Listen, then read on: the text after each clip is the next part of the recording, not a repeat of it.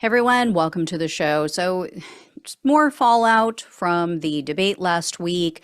There's been some polling, there's been a focus group conducted after that debate, and the results are pretty mixed. It's a mixed bag. Overall, though, I think the results are kind of humiliating for Trump, which I'll explain in a minute. But first, I want to share details about a focus group. Now, if you guys have been watching the show for a while, you know I am a huge fan of the Focus Group podcast. I'm a focus groupie. And the woman who runs the focus group is Sarah Longwell. She's a publisher of The Bulwark. She was on CNN and she was talking about her podcast, or excuse me, her focus group that she did on Friday morning. So she did this focus group with two-time Trump voters. These are people who now dislike Trump. They voted for him twice, but they are not planning to vote for him a third time. They're also not fans of Biden either. So Longwell refers to these people as double haters. So the participants were asked, give us your thoughts on the debate. What, if any, impact does it have on your vote in November? Wasn't good for either candidate. So check out what Longwell told at CNN. We did a focus group this morning with two-time Trump voters who were out on Trump, people who did not want to vote for him again. And some of them had been leaning Biden prior to last night's debate. But after the debate this morning, they told us that they just didn't think they could get there on Biden again. I will say, though, they were very clear about Trump still. One of the things you heard from all the voters in the focus group is that Trump is a liar. Trump is a bad person. They don't want to vote for Trump. There was nothing about last night in Trump's performance that brought these voters who don't like Trump back to him. The problem is that those voters needed to be persuaded to vote for Joe Biden, not just against Trump. And that didn't happen last night. That's what we heard. So, like I said, not great for either candidate. They played a couple of clips from the focus group of the group participants and what they had to say. And then Longwell summed it up in this way. For a lot of them, I would always say, look, the thing is they don't hate Joe Biden, actually. They just think he's too old. They do hate Donald Trump. They think he's a bad person of bad character. And so that Joe Biden had to show up last night and convince those people that he could do the job because they don't hate him. Like they say, you hear them, and they talk like this all the time, these swing voters. They think Joe Biden's a nice person. And so for them, it's just showing them that he can do it. And because that didn't happen last night, you just heard a lot of people talking about being embarrassed. So again, not good for either one of them. As for polling, it's kind of all over the place, mostly not good for Joe Biden, but I'm going to give you the rundown. So YouGov conducted polls immediately after the debate. This was on Thursday night. They conducted another one on Friday. It was not favorable, especially among independents. So as you see here on your screen, they first asked who the Democratic Party should nominate to have the best chance of winning. Of all U.S. adults surveyed, so this is across all parties, 49% said the Democrats should nominate someone other than Joe Biden.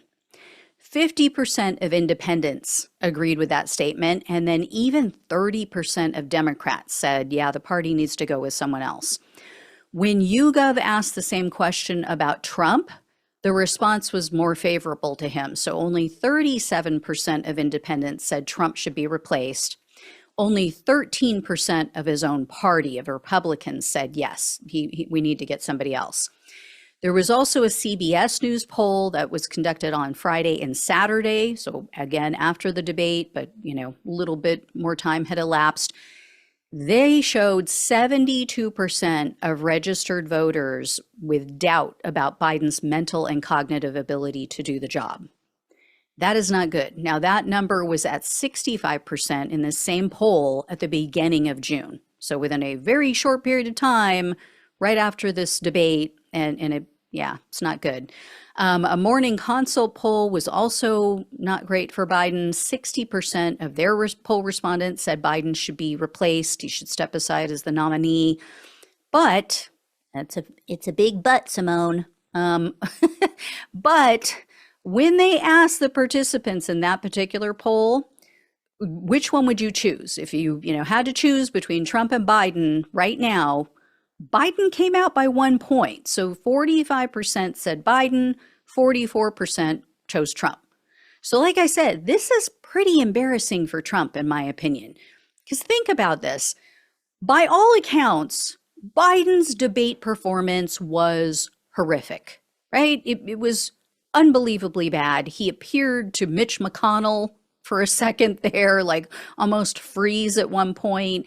He had trouble completing his thoughts. He rambled at times. He veered off on topics that had nothing to do with what the question was about. You know, Jill Biden had to help him off the stage. I mean, it doesn't get much worse than that. Trump and the right-wing media, I mean, they are running with it. They are completely slamming Biden. They're calling him senile, unfit for office. They've been saying for months he has no idea what he's doing, no idea where he is, what he's saying. You know, they claim he has dementia. They're calling for his cabinet to invoke the 25th Amendment because they're saying it's so bad. And yet, people would still prefer Biden to Trump. That is hashtag sad in all caps. I mean, the picture they've painted of Biden is unbelievably bleak. And yet tens of millions of people are like, yeah, still not taking Trump back. I will take anything over Trump. That is how bad Trump is and was. Trump should be running away with this election after the debate performance by Biden. But in their assessment of their own poll, Morning Consult wrote, quote, President Joe Biden has lost no immediate ground to Trump. How embarrassing for Trump, right? I mean, it might take a while. You know, there are people who, of course, didn't see the debate. Maybe they'll check out some clips and maybe things will move. But as of right now, it hasn't moved the needle.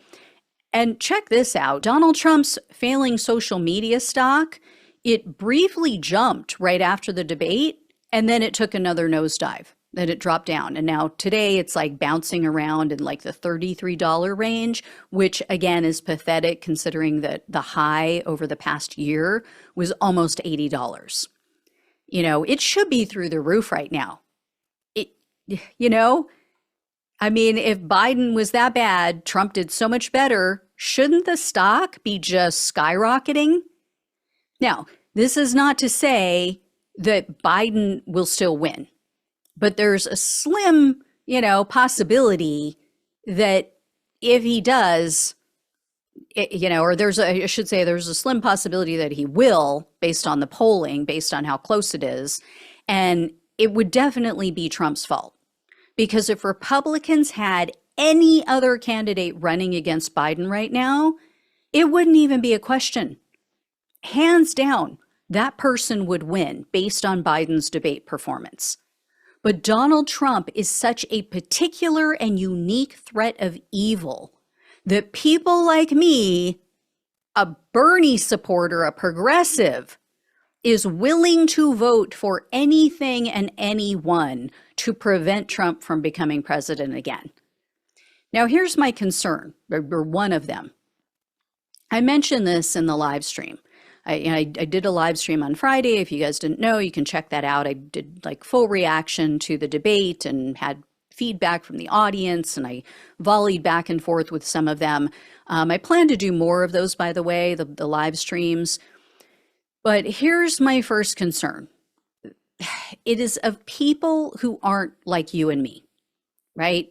People who aren't paying attention to politics that closely. They aren't aware of the true evil of Trump and what I'm now going to refer to as his SS regime, which is, in this case, shit show. There are millions of people in this country. They're just dog paddling, right? They're just trying to keep their head above water. They're trying to pay the bills. They're trying to take care of their kids. They're being pulled in 10 different directions.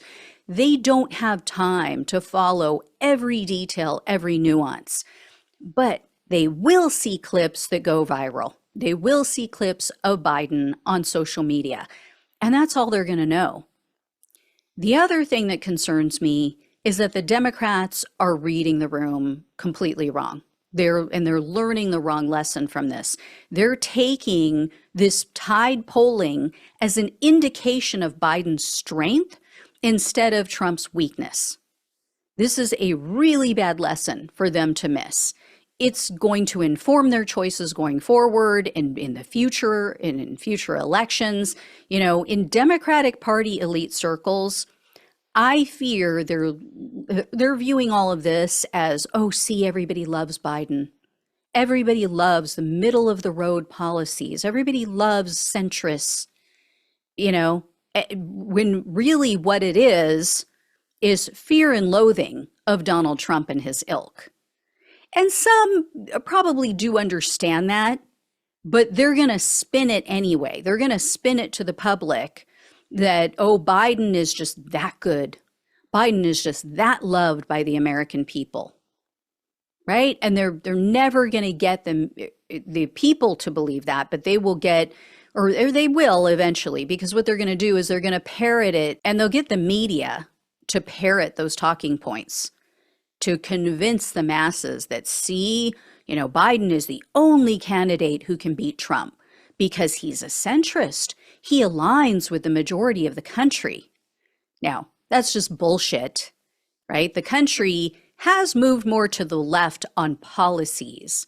And anybody who wants to argue that with me, I'll argue it till the cows come home. I'll argue it all day, every day, twice on Sunday. Because if you poll people on the issues and not on a heading, not on, putting it in a box, putting a label on it like progressive or communist, people are very much to the left. People want paid childcare. People want paid health care. People want help. Most people, I think, if you explain to them what a universal basic income really is and how it lifts up people at the bottom of the wage levels and how it helps them to get better jobs, how it helps them to do better in life, to be there for their children, how it helps them with their health.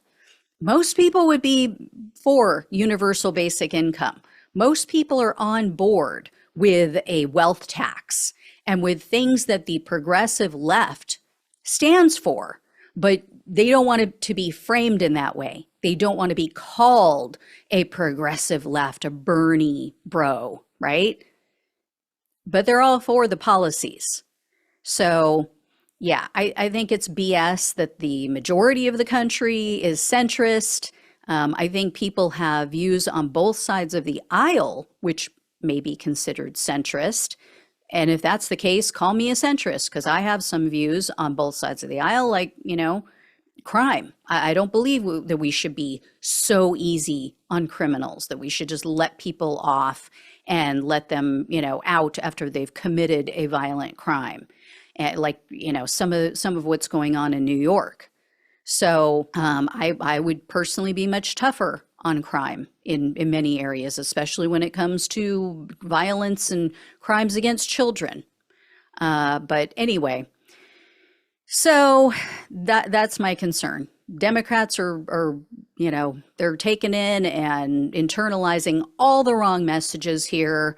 And if the polling doesn't shift, I think that's what they're going to run with. And they're going to put all of their stock in Joe Biden. And yeah, I haven't, my mind has not changed since last week. I am still extremely concerned that he is not going to win. Like I said, because of so many people who don't pay close attention and who are only going to get the cliff notes and a few videos here and there and the highlights. And yeah, they're just done. So, Biden's base, much like MAGA on the right with Trump, Biden's base is going to stick with him. And people like me, I will vote for anyone who is at the top of the ticket. I will vote for anyone who can beat Trump. Right now, I don't believe that is Biden, but if he is at the top of the ticket, I will vote for him in November. Hands down, it's not even a question. I don't know that there's enough of us still that are going to go along with that, unfortunately. So Like I said on Friday in the live stream, the real winners at that debate were third-party candidates. I expect to see JFK Jr. shoot up in the polling.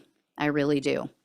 And the other candidates, I think will take a little bit, but oh boy, not good, guys. Not good at all. Anyway, I will let you know when or if I hear any more. Thank you all so much for watching and listening. Please like, please share, and subscribe. Please donate if you possibly can. Love you all. Take care. Talk with you soon.